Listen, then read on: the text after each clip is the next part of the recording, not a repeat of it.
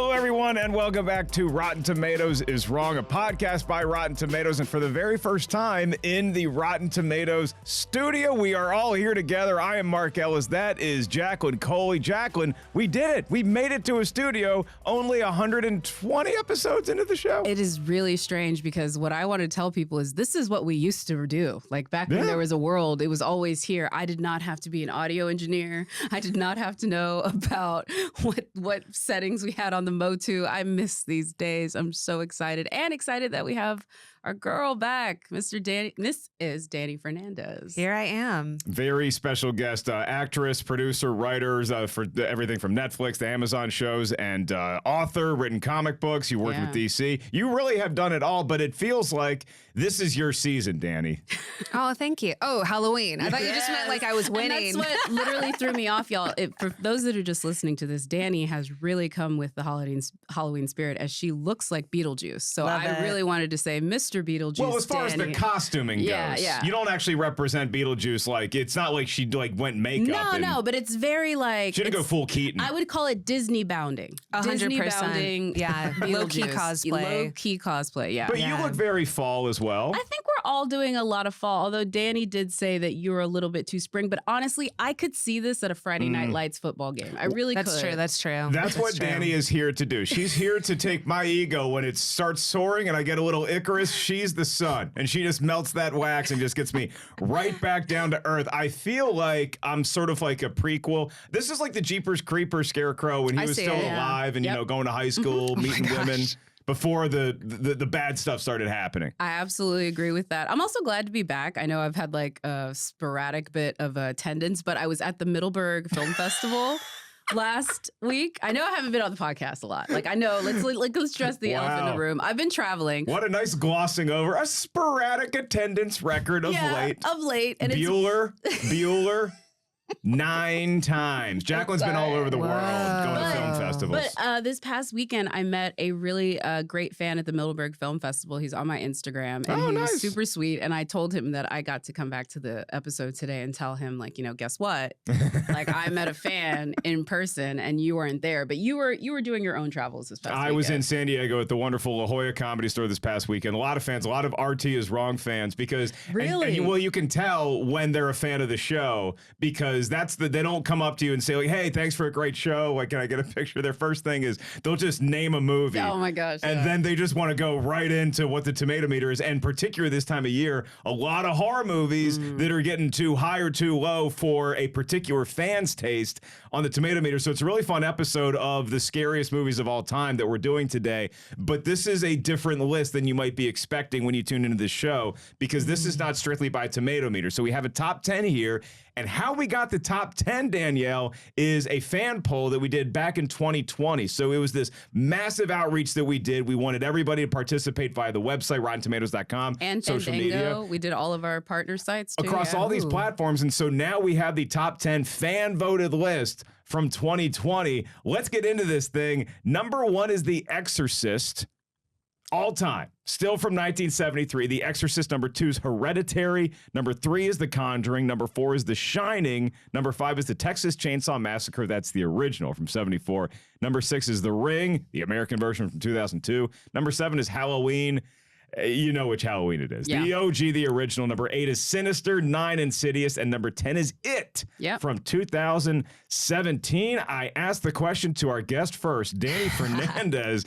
Is Rotten Tomatoes, or in this case, the Rotten Tomatoes fan poll, wrong about the scariest movies of all time? I have to say the Rotten Tomatoes fan poll is wrong about the scariest movies of all time. I heard a lot of iconic horror movies on there, and I want to say there's a difference. There is. Legendary, iconic horror. The best horror movies of all time is different than the scariest movie of all time. I just want to say that. I completely agree. And as the writer that she is, words matter, words matter, words matter. No, I agree. Although I will say of this list, I've seen everything on it except for I've not watched number 1 all the way through. So I do think that is indicative of it. And I do think...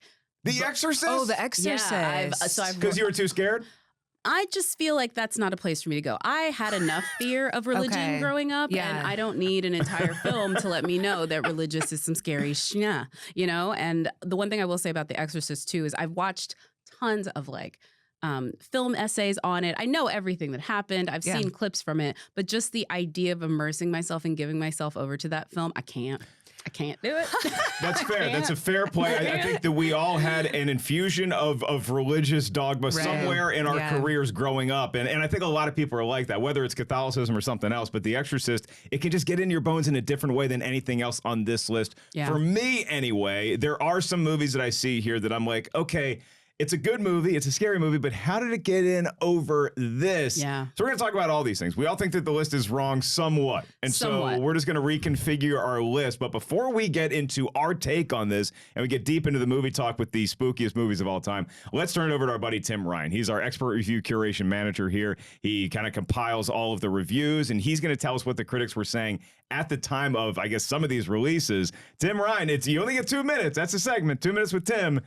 It's going to be a mouthful. 2 minutes with Tim. Way back in 2020, we at Rotten Tomatoes asked our users, what are their picks for the scariest movies of all time? Before I start, I just want to note, these are not the best reviewed horror movies of all time, though a few of them are in the running for that title as well. So here it is, the top 10 scariest movies as selected by RT users. Number 1 is The Exorcist from 1973, which is certified fresh at 84% on the Tomato Meter with 86 reviews, and it has an 87% audience score. Number 2 is Hereditary from 2018, which is certified fresh at 90% with 383 reviews, and it has a 69% audience score. Number 3 is The Conjuring from 2013, which is certified fresh at 86% with 226 reviews, and it has an 83% audience score. Number 4 is The Shining from 1980, which is certified fresh at 82% with 101 reviews, and it has a 93% audience score. Number 5 is The Texas Chainsaw Massacre from 1974, which is certified fresh at 88% with 65 reviews, and it has an 82% audience score. Number 6 is The Ring from 2002, which is fresh at 71% with 206 reviews, though it has a 48% audience score. Number 7 is Halloween from 1978, which is certified fresh at 96% with 81 reviews, and it has an 89% audience score. Number 8 is Sinister from 2012, which is fresh at 63% with 157 reviews, and it has a 62% audience score. Number 9 is Insidious from 2010, which is fresh at 66% with 176 reviews, and it has a 62% audience score. And finally, at number 10, It from 2017 is certified fresh at 86% with 390 reviews, and it has an 87% audience score.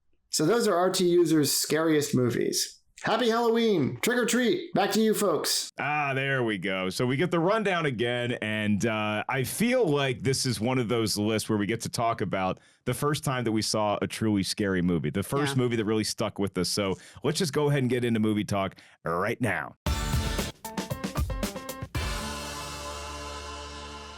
Okay, so Dani, first time you sat down, maybe you were by yourself, maybe you were with your family, and you knew that you were going to watch something scary. It wasn't like, oh, this happened to be on TV, which was my intro into The Exorcist, by the way. It was just on TV one time, and we all sat down and watched it.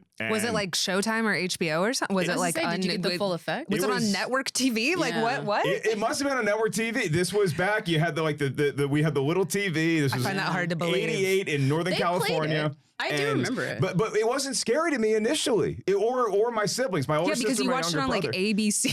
It was hilarious to us because there was this girl who was our age who was throwing up and her head was spinning and she was saying bad words, and we're like, this is our hero. Yeah. This is the rebellious nature that we feel inside of ourselves. If they can put Scarface on network television and find a way to like change all of that, they can find a way. In the 80s, I think I would love to see the edit. Yeah. It's probably like a half hour. It didn't hold up then. 3 years later, I saw it again. Went in all cocky. Very different answer. But I cut you off, Dani. Yeah. What is your scary movie the first time you sat down and you're preparing yourself? Oh, well, those are two different things. So I just want to say my first scary movie that I saw, it was one of those things where like my family, your family would get like HBO for the weekend or something. Like they would do some Showtime free. Yeah. And so for my brothers and I, we watched House on Haunted Hill, the remake. It's still messed up. It is messed up. There's somebody being cut open. There's like it was like weird experiments in this insane asylum. And so we were watching that as little kids, which we should not have been watching. Terrified me. And a very eclectic cast in that movie. Yes. I remember that cast too. That was an interesting one. There's a ton of things on here that I would like go one or the other, but I can definitely think of like Audition's not on here. like audition, the scary movie. Is I didn't think I didn't think that House on Haunted Hill was the scariest. It was just my first scary movie that I saw. I got you. Yeah. What was your gateway drug? Well, I didn't watch them for forever. So the first movie that I can actually remember buying a ticket to that was a scary movie was The Grudge, and I was forced to go see it with that boy. Oh, and you went on a date to see The Grudge. He made me go see The Grudge, and I was like, we are done. Like, I was like, I just feel like, and this poor guy, he probably didn't know what he was getting into, but probably didn't. I'm all for you meet a nice young lady, young man, whatever the case may be. You want to go on a date. I think a scary movie is I think it's a good date. First date, but The Grudge in particular, not so much, because let's say things are working, things are flowing, and you're gonna make out after the movie, right? Let's say it's happening. The Grudge is the worst one to see because that's the one where the kid's mouth, it just keeps opening. Mm-hmm. And so if you're going in for a kiss, that's probably still in your head a little bit that the mouth's going to get, it doesn't feel like it's a kissy kind of movie. And there's a lot of like dragging, like the body coming after you. Like it's almost better to have a jump scare movie where you jump and then you want to go to the person. But this is literally like this morbid little being is like crawling out of the TV. It was such a disturbing movie. I don't know what that kid was thinking. Terry, if you listen to this podcast, hilarious. Email in. What was your thought process? Speaking of crawling through the TV one way or the other, I think the people probably listening or watching us at home, they heard the list, the top 10 fan voted list from 2020, and they're like, well, where's Poltergeist? I think that's a movie that you can safely say really was the first scary movie that an entire generation saw growing up. It came out that magical year of 82, and it still scares the crap out of me. Poltergeist, Dani Fernandez. Poltergeist is one of my favorite movies. To me, but there's horror movies that are popcorn movies, and Poltergeist is a popcorn movie for me. Yeah. It's like something that you can safely, like comfortably, it doesn't have a lot of like body gore. What? Why are you laughing? I would never think of Poltergeist as a comfort movie. But if you're a horror fan, that means you've seen every horror movie. You can take on a lot of horror. There are things that are incredibly unsettling that like I literally want to vomit, and Poltergeist is not one. It's just like an action thriller. It's like a fun, like scary, the clown. The tree still gets me. The tree still gets me. As someone that is making TV and film now, one of my favorite that they practically shot was the scene in the kitchen with the chairs. And so that they practically did where you see the camera trick of they turn and then they had glued, I believe, all those chairs together and set them there, you know, and it's so, I love that a lot of filmmakers are going back to practical effects. I just think there's something very tangible that's like super creepy about it. So I love Poltergeist. I don't think it's the scariest. That's fair, because I'm going to come back to you because I want to know what's the scary movie that y'all didn't hear in the top 10 that you think needs to be in the top 10. So we're all going to take a movie out. This is like your fantasy football roster. You can't just keep putting movies in the top 10. Right. You want to put something in, you got to take something out. I'm going to kick us off with a movie that I think, if we're just going scariest, because you made a great point up top, Dani, it's not necessarily the movie that has the best tomato meter rating or the most iconic horror movie. It's the one that scares the crap out of you the most. It never did that for me. Same. I think we saw it together. We did. Yeah, because I was still back in this studio. There was a different show. Well, especially because Jacqueline at the time, because I think she had just found out that Bill Hader had been cast in It Chapter 2. Oh, right. So Jacqueline's sitting there the whole time just watching this prequel for her future boyfriend to be in the sequel. Husband, but thank you. I thought you were going to say, when you started to say, you were like, that's back when I was with, and I'm like, man, Jacqueline just marks all of her movies by who she's dating. I mean, honestly, no, but that's back when we were doing a different show. We were doing it for It. I remember that. And that was like early days, me and Mark seeing screenings. Not quite friends yet, but definitely knew who he was. And I was not scared by that one. Because I remember we actually had to do a Rotten Tomatoes like trip to the movies because at that time, I remember telling them, I don't want to go. And so it was we had to get a school bus. It was literally the entire Rotten Tomatoes production signed permission slips. Scaredy Cat. But that was like the last movie that I ever even felt trepidation. I agree. I would kick that one out too. Okay, so it is at number 10 and it's 86% certified fresh. I think we can all agree it's a very enjoyable movie. And I love the opening sequence of that. That's terrifying. One of the best openings in horror history. Yeah. Yes. Take it. Take it, Georgie.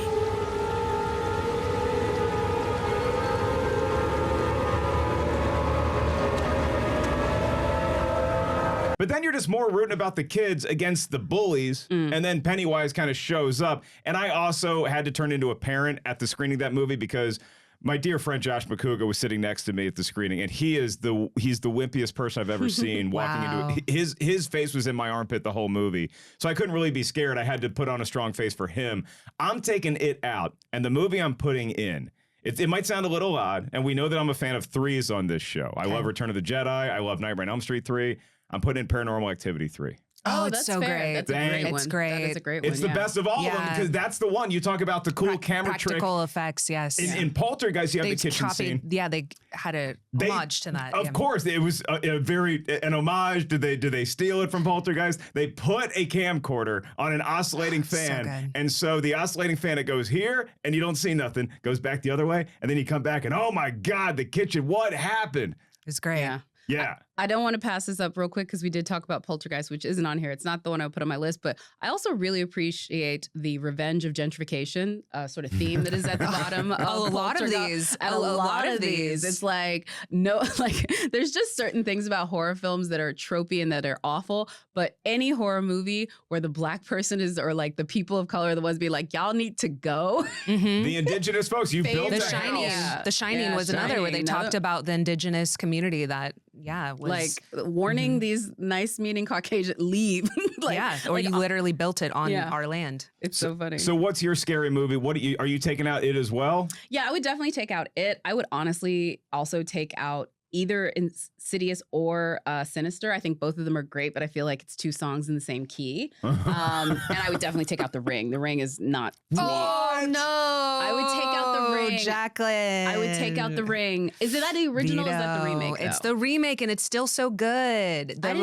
Well, there's been two Ring remakes. This is Naomi Watts, 2002. No. This is the direct remake of the Japanese film Ringu, not the Ring remake. Right. In like 2017 or whatever, where it's like getting at you through YouTube, which just didn't really feel the same. I just got to say, there was nothing really like this. This was so like traumatizing to me. I did see it in a theater. I was either in middle school or high school. It was like the video itself, like their faces once they had seen after their 7 days, her obviously coming out of the TV. The video itself was terrifying. The woman brushing her hair gets the horse running off of the boat. Felt bad about that. The fly when she freezes it and she's like trying to move the frame. Oh my gosh, I could talk about this movie forever. But also I want to talk about our traumatizing things that happened when we were young. Wait, I had to pick my movie though. Let me just pick my movie I'm adding in. Hold on. This is not what I'm adding in. I just needed to defend it. No, look, I don't hate The Ring. I do like it. It's just, it was fun. It was fine. I'm not trying to pretend. I really liked Ringu. I liked Ringu. It's a different type of horror. It's a very different type of horror. Feels like Jacqueline's trying to not think about The Ring. Feels like you're trying to repress this. It's not repressing. It was scary. It just, when you know the other beats of the other movie and you saw this one second, to my personal opinion, I think I should have saw The Ring first and it would have been a different movie. Fair. And as far as me being scared by it. Yeah. Now, the movies that I would say though, to add back in here would actually be Final Destination, the first one. That's great. Final Destination, the first one, and or Audition, which is body horror, but Lord. Oh my God, Japanese horror, they know how to torture people. That is the only thing I will say. Like that will be stuff, you will have images that you will think about. Because that's to me what scary is. Any movie can scare me for the hour and a half or 2 hours that we're sitting in the theater. The movies that I think of as the most scariest are the ones that will literally like shake me up into a daydream to be like, oh, what happened? Oh, this is not coming to me. That is a real scary movie. That's the thing about, for whatever reason, that The Ring did to me. And it's not just because I was a big fan of renting movies and watched a lot of VHS tapes. There was just something about The Ring that just got into my skin. I was like you. I saw it in the theater. I was in college. My sister and I went. We're big horror movie fans. And we saw it midday. But you know when you walk into a theater and it's like overcast, it's like 4 p.m. and you're like, okay, I can handle this movie now. Then you walk out and the sun's gone down and now it's just dark and you're like, oh God, this is going to be a long night, isn't it? That's the feeling I had with The Ring. You had some childhood trauma to get off your chest. Oh no, I was just going to say that I had like a disposable camera back then. That's what we used to do as friends. And so my mom had picked up pictures for me and I asked her if she had them. And I was wearing these like white tennis shoes, as you did back then. And or now. No, I just mean like those chunky ones, you know? And the flash of it had smeared my face in like multiple pictures. Oh no. And so I just like lost it. And my mom thought it was so funny. that this had happened to me from like this Costco like photos or whatever that she had picked up. I hope it was just the shoes. Yeah. No, it would. But yeah, they had like smeared multiple pictures of my face. Are you and sure so it wasn't some sort of demon that infiltrated? I am alive now. Unless this is Dream World, Dani, and I mean, we're all in hell. According to the Nobel Prize winning physicist this year, maybe not. This could all be a simulation. Okay, this is. I like to break down horror movies by sort of the subgenre that they are, because the other movie that I think, even more so than It, that I would take out, just because at least I can really enjoy it, I just don't see a whole lot of redeeming value other than the movies it inspired to the Texas Chainsaw Massacre. It came out in 1974. It's an independent film. I appreciate all that stuff. It just never really got me anyway, other than this is gross and I feel weird watching it. You're from Texas, Dani. Yeah. I don't know if you have is Jacqueline. different feeling on the Texas Chainsaw Massacre, but that's one of these like slasher sort of serial killer movies, which I think are cool. And they get under my skin, but not as much as the demon movies, the possession movies, the psychological horror movies, like The Exorcist. And that's why I think The Exorcist is still a worthy number one, is because regardless of how you think the makeup and the practical effects translate to modern day, I think it still holds up pretty well. But it's just the fact that this little girl did nothing wrong. She just was in the wrong place. And there was a demon that was just like, Captain Howdy is like, I'm getting into this. And now we got to deal with it. And it just, whew.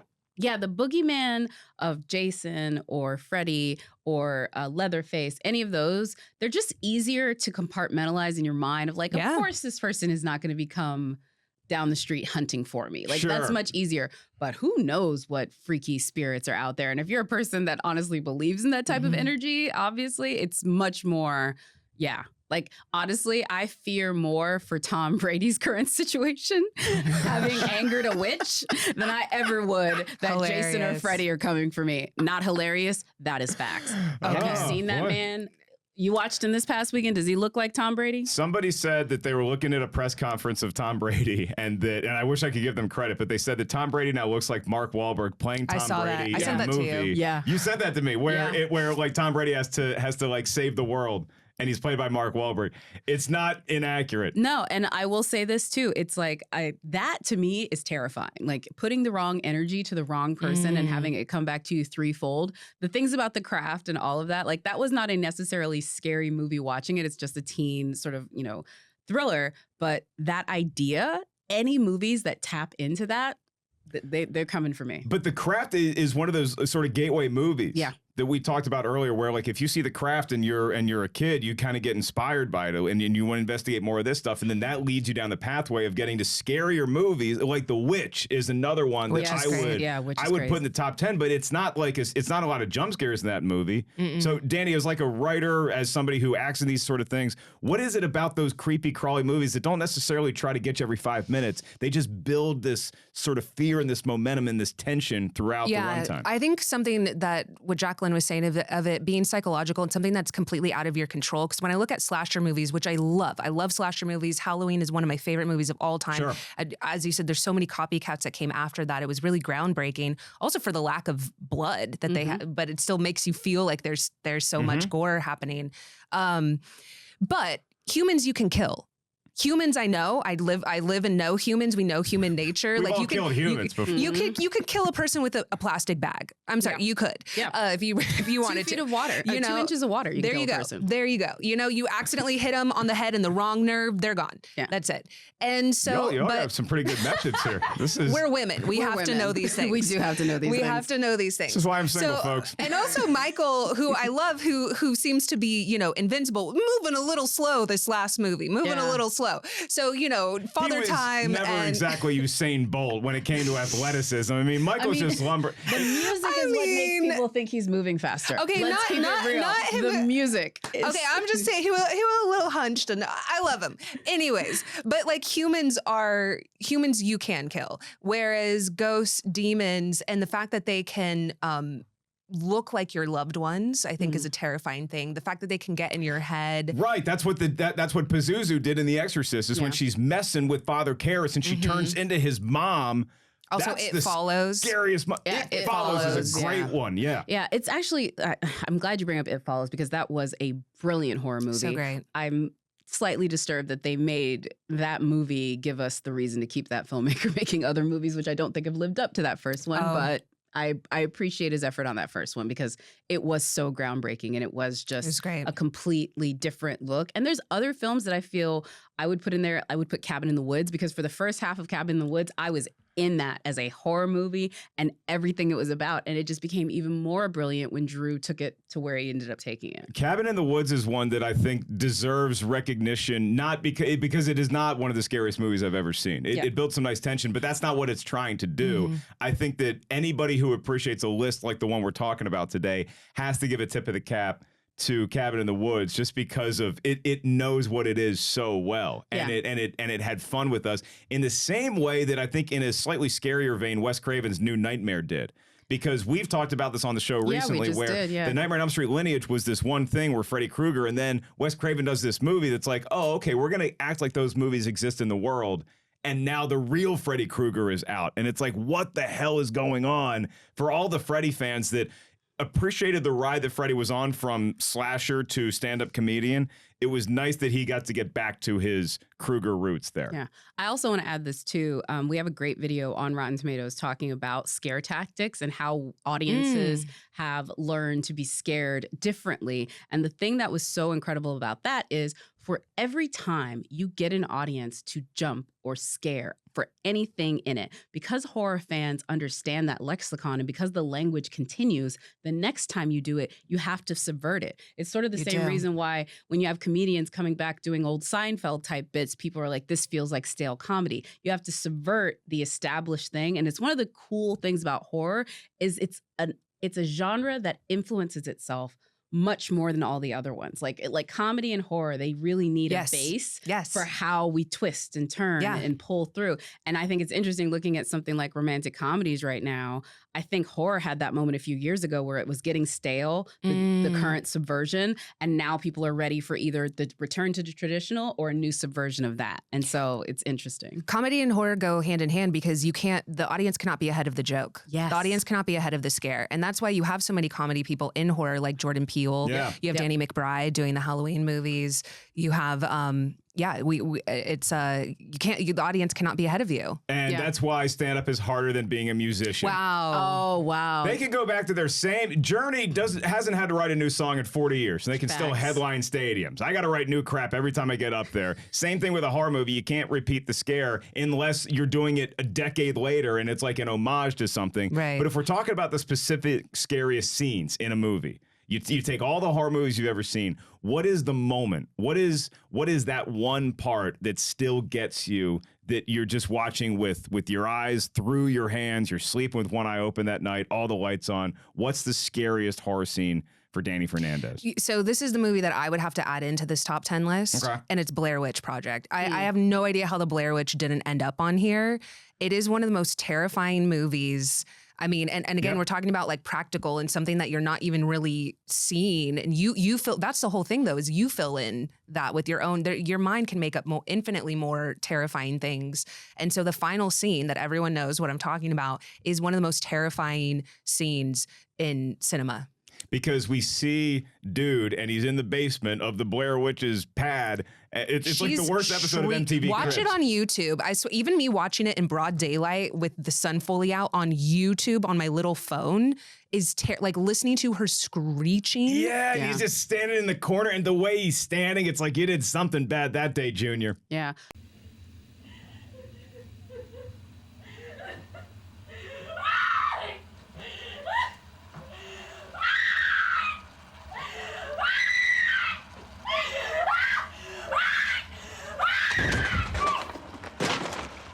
I think I'd be remiss if I didn't mention Hitchcock in this, just because he was the king of scares. And obviously, the shower scene has become what it is. But you have to remember, people stopped bathing after seeing that movie in 19, because that was the most familiar thing you could do at that time, and he made it terrifying. Still to this day, I don't walk into any bathroom at like any place I'm not familiar with, like punching the shower curtain.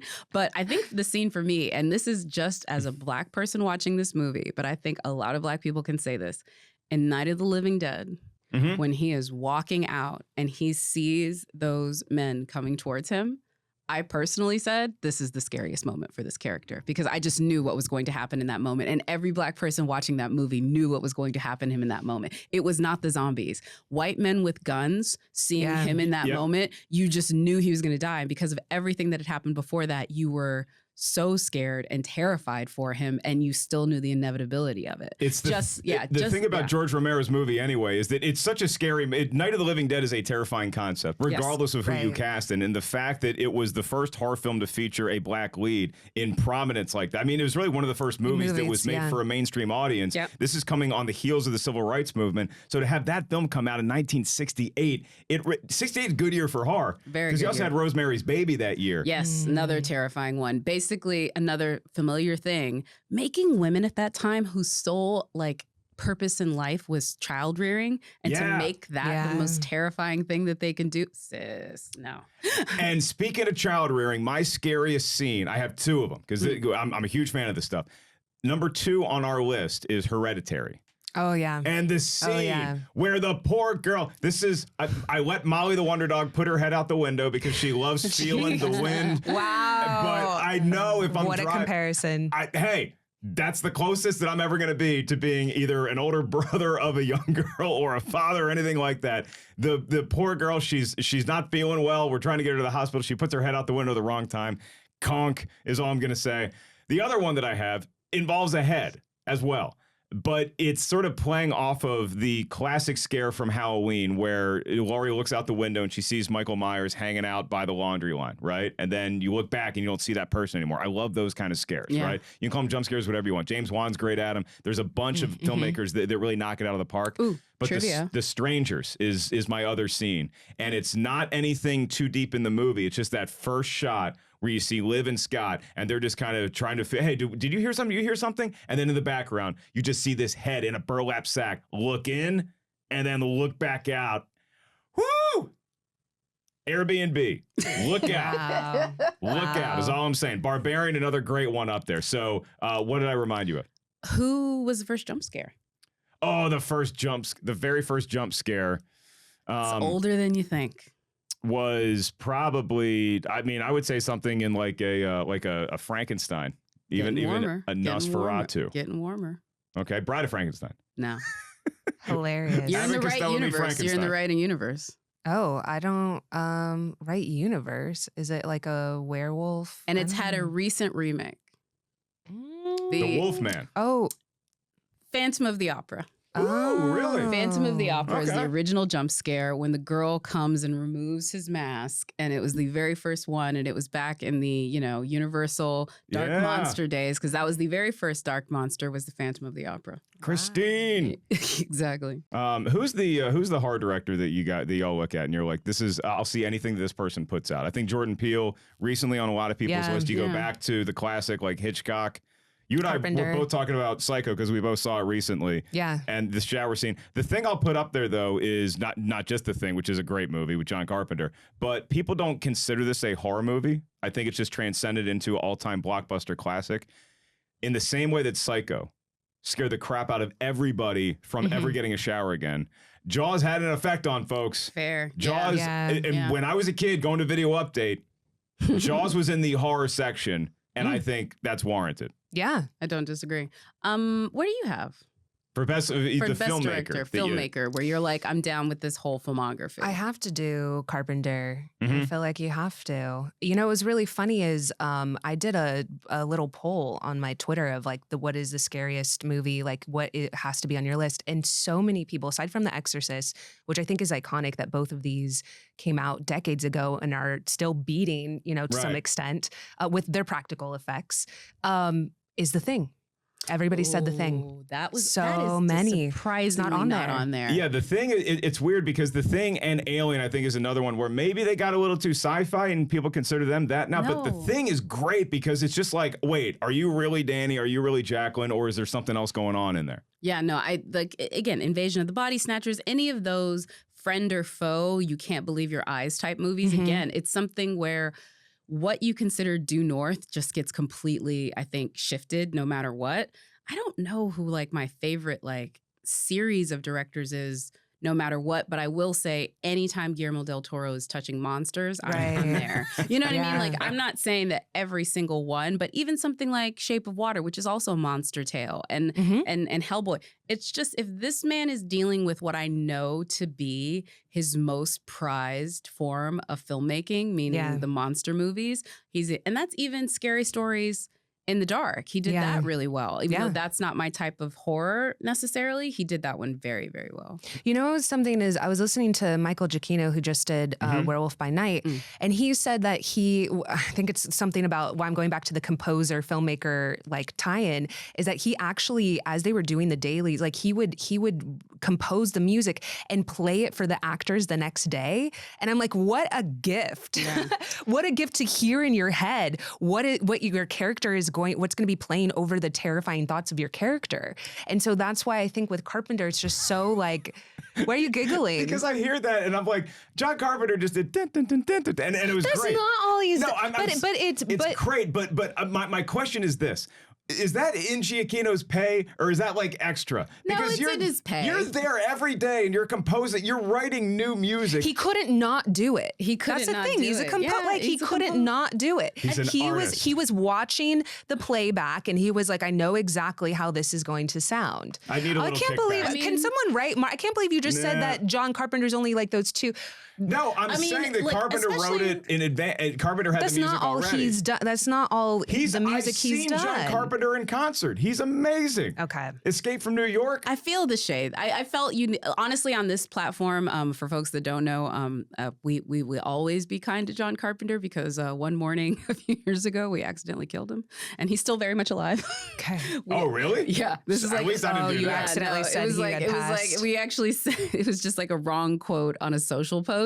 But then we did a great article on Rotten Tomatoes where we were like, so we killed John Carpenter, but we called to apologize. Yeah, and we wrote a great paper about it. It wasn't a talent knock at John Carpenter. It's just that he's directing Halloween. So like he's there anyway every day. Michael Giacchino is a composer who directed this. And so I'm just wondering, it's like, I don't know. I would need a little bit kickback. You brought up Jaws and it has the dun.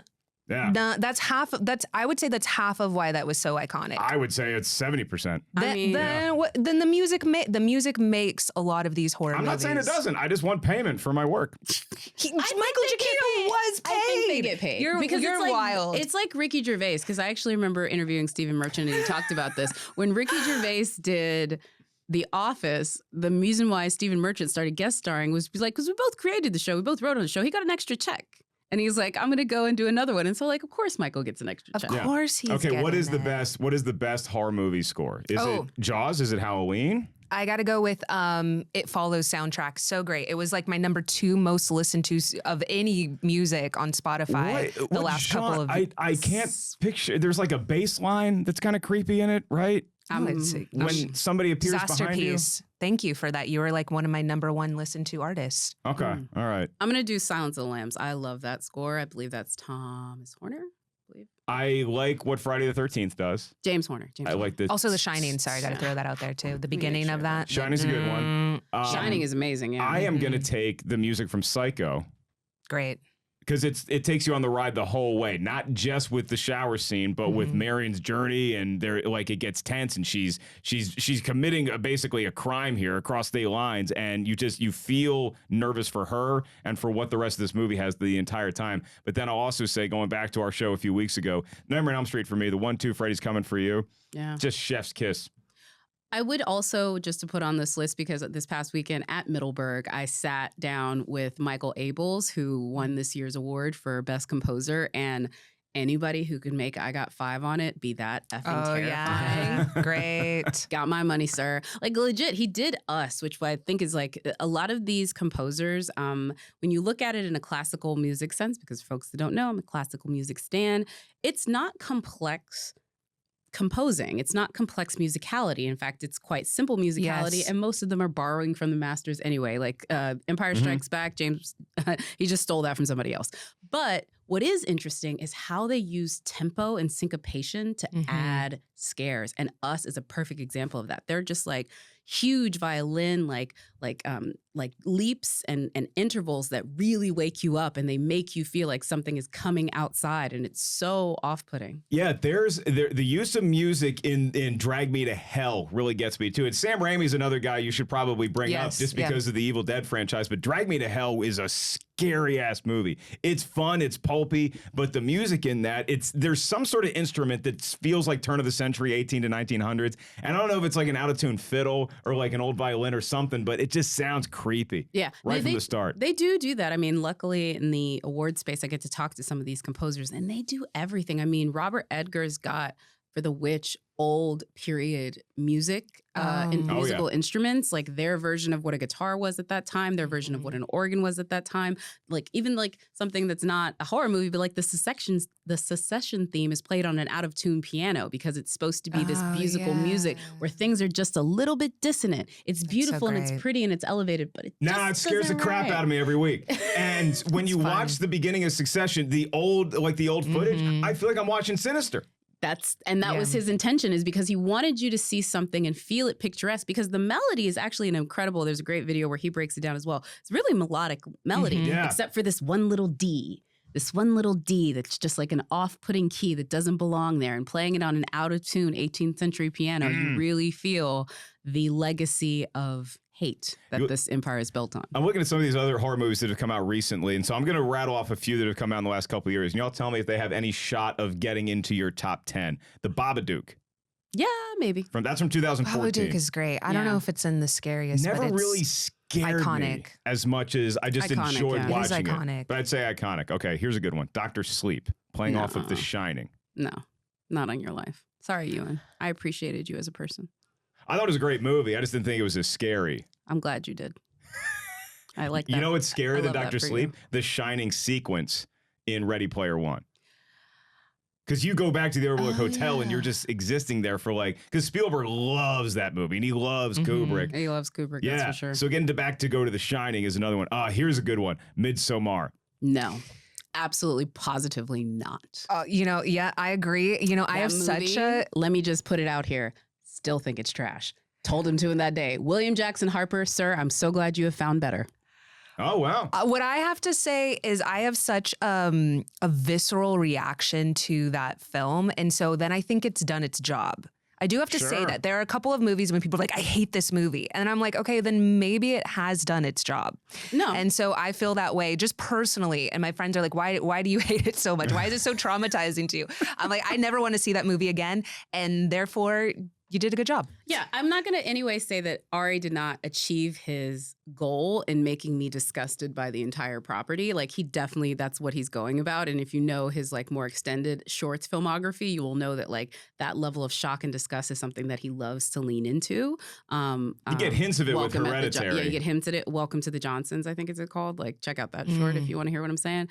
Is that different from Johnson Family Vacation? In so many ways, trust me, in so many ways. Fun road trip romp, But I will say this, Florence is incredible in it. Incredible in it. Great. I just think the movie is not near as smart as it thinks it is, and I think it's playing with some pretty pedestrian themes, and I think for all the visual spectacularness of it, it is a pretty hollow effort. Those two old people, they get to the top of the rock, and it's like, they ain't going to end well for you. Not going to say that it doesn't have cinematic moments and that certain people will enjoy it, but if anybody wants to do a Rotten Tomatoes Wrong episode on Midsommar, I will come with my thoughts. What are you working on right now? Where can all the kids follow you? All that good stuff. You can follow me at Ms. Dani Fernandez. It's MsDaniFernandez. And Mark, you were actually I shot my first horror film that's going to be going to a festival. Well, not the first one that I've written that I also got to be in, and our friend Robert Butler directed, and Mark I got to be an office worker. Was in it. I was in the background, and I was the perfect office worker because I was in character that day because we shot my scenes on a Sunday in the fall, and so every chance I got, I had my football. I had my 4 games up. that would have been you. And so it was kind of like a normal office worker during March Madness. So I really got into character. for you, my dear friend, Dani Fernandez. Follow her at Miss Dani Fernandez on all social media platforms. We talked about a crap ton of scary movies today. Do you have a movie recommendation for everybody that they need to see either during Halloween or a streaming show or anything else? You can get away from the scares here if you want to. Oh my gosh. Yeah. What have you been watching? Scary. I have to go speaking of going from comedy into horror-esque, one of my favorite shows is Severance. And so it's so great. If you haven't watched it yet and you're in for a spooky treat, it definitely it's a psychological thriller type. So that's Ben Stiller and Adam Scott. Yeah. So two comedy people who freaking you out. So I love Severance. I moderated a conversation with him, and on top of being the nicest guy, just having him, who you think is this like very unassuming guy, talk about how terrifying the concept of Severance is, because it is so terrifying, and just how what they had to sort of commit to. I dig that recommendation. I love that show. Hang in there for the whole first episode. By the end of the first episode, I promise you'll be hooked. That is Dani Fernandez, our guest here today on the scariest movies of all time. For Jacqueline Coley, I am merely Mark Ellis. I'm in Seattle this weekend. One show only. You can get tickets at markellis.live. It's Friday night, October 28th, and then the special is taping December 3rd right here in Los Angeles. Tickets at my website as well. For Jacqueline, for the whole team here, we did it. Wait, yeah. We're in studio. And then we have next week. Next week. Yeah, it's so great, guys. The book that this podcast was made off of, it only took us almost 125 episodes to do an episode on it. The cover of our book, Rotten Tomatoes is Wrong, is Step Brothers. It is Will Ferrell and John C. Reilly jumping into the pool. And we're going to do that next week. It's like when Jacqueline and I saw the Meg and we looked at each other and we said, do we just become best friends? Yes.